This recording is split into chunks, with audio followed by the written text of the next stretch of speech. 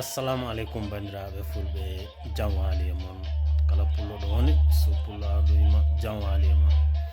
onon anduɓe ɓe so jii ɗum ɗo tan ɗiɗo otoji onon gandi hoko ɗum firtide ɗo ko saare ɓa jeega Fuladu to dow bandiraɓe monsieur le maire Boubacar Diary Diallo monsieur le maire mo saare ɓa e waɗa golle ɗo ko semaine passé o neldi ɗum ɗo yo hôpital ha e saare nde fof yo waɗe désinfectar manam pompe no gandi o wattu ɓowɗi ɗi ino keewi te ɓowɗi keewi tan ono gandi paliji ɗi no kammani hewde donc ino waɗi fayida ɓay min mboɗo liggo ɗum ɗo ɗum manam yo trabajo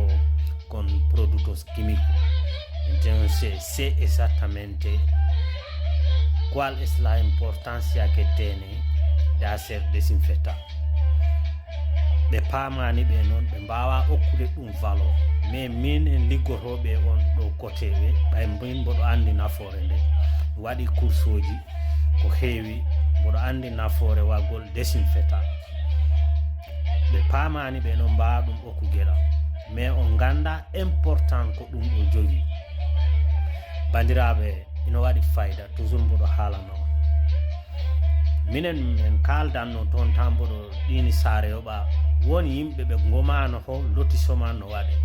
mbimi umen min mi jooɗodi e monsieur le maire ɓay min Allah e hokki kam ɗum somi jooɗodi e neɗɗo o tan kara mi anda holi on neɗɗo mbimi umen cette fois ci saare yoɓa ma waɗe lotissement ko heewi gomano mais mboɗo sikki tan joni o gomi donc monsieur le maire Boubacar Diary Diallo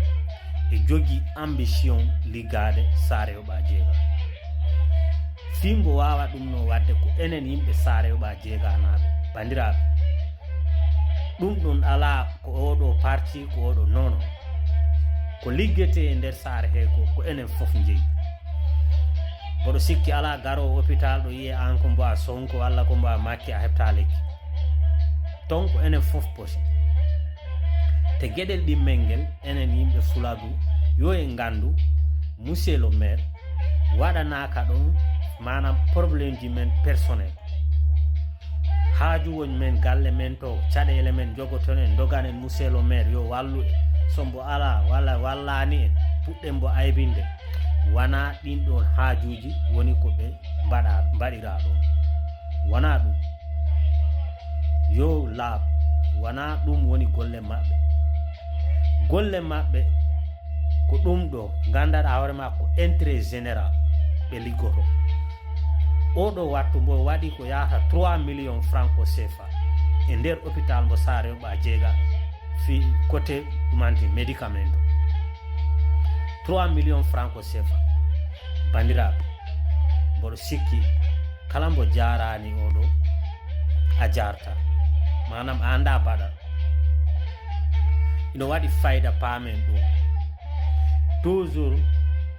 enen en gotitan en neɗɗo tan ko sababude intérêt personnel en darta intérêt général ko enen foof taw enen jiiya hen nafoore nde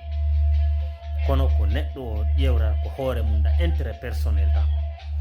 ɗum addi Afrique foof ɓuuri mettu mbimi ardade ɓay ko intérêt général intérêt personnel tan yimɓeɓe woni ko jokken neɗɗo liggotoɗo taw enen foof enen jiiya hen nafoore mum nde to côté santé ino waɗi fayida toujours minen yiya on laamu ɗum ɓe jogui part de obligation enen civil aɓe enen jogui part de obligation ko poɗɗen wadde kono so e maɓidiri juuɗe mbiyen ko laamu ɗum foof mbate kaales ko ɓoggete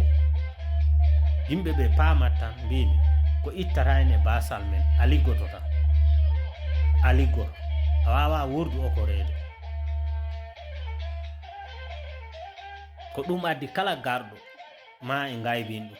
ɓay ko intérêt ji personnel mbiɗen jooɗoɗen galleji men to kaalesaji tawa en toon ɗum ɗo wawa won neɗɗo so a yiɗi dañ a liggoto donc mine nodda onon foof ɓiɓɓe saare yoɓanaɓe jeega